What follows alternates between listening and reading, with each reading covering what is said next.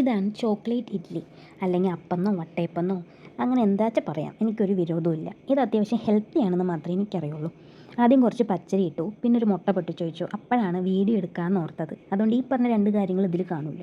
അതിനുശേഷം ഓട്സ്, കുറച്ച് cocoa powder, പിന്നെ ഒരു റോബസ്റ്റ്. സാധാരണ ഉണ്ടാക്കുമ്പോഴേ ഞാൻ ഡേറ്റ്സും ചോക്ലേറ്റൊക്കെ ഇടാറുണ്ട് മധുരത്തിന്. ഇന്നിപ്പോൾ പെട്ടെന്ന് വന്ന പൂതിയായതുകൊണ്ട് ഡേറ്റ്സും ചോക്ലേറ്റും ഇവിടെ ഇല്ല, പകരം ശർക്കരയാണ് ഉള്ളത്. അപ്പോൾ അതിൽ നിന്നൊരു പീസ് ഇട്ടു, പിന്നെ കുറച്ച് പാല്.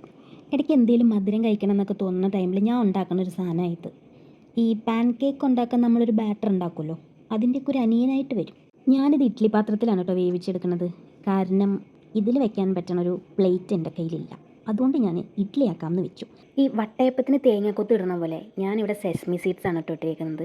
അതിന് വേണമെങ്കിൽ ഡേറ്റ്സോ കാഷ്നട്ടോ മുന്തിരിയോ അല്ലെങ്കിൽ ചോക്ലേറ്റ് പീസസോ അങ്ങനെ നിങ്ങളുടെ കയ്യിൽ എന്താണോ ഉള്ളത്, നിങ്ങൾക്ക് ഇഷ്ടം എന്താണോ അതൊക്കെ ഇതിലിടാവുന്നതാണ്.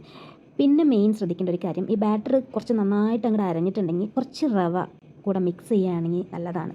ഈ നമ്മൾ ഈ ബ്രൗണിയൊക്കെ കഴിക്കുമ്പോഴൊരു ടേസ്റ്റില്ലേ, ഏകദേശം അതുപോലെയൊക്കെ ഇരിക്കും. അതിന് ചോക്ലേറ്റ് നിർബന്ധമാണ് കേട്ടോ അതിന്. ഇപ്പോൾ എന്തായാലും പറഞ്ഞു വന്നത്, ഈ സ്വീറ്റ് ക്രേവിങ്സ് ഒക്കെ വരുന്ന സമയത്ത് പ്രത്യേകിച്ച് ഡയറ്റ് എടുക്കുന്ന ആളുകൾ ഇങ്ങനെയൊക്കെ ഉണ്ടാക്കി തിന്നുന്നത് വളരെ നല്ലതാണ്. ഇനി ഈ വീഡിയോ കണ്ടിട്ട് നീ ഡയറ്റ് തുടങ്ങിയ എന്ന് ചോദിച്ചാൽ ആരും വരണ്ട. ഡയറ്റ് ഉണ്ടെങ്കിലും ഇല്ലെങ്കിലും ഞാൻ ഇതൊക്കെ ഇരുന്ന് തിന്നും.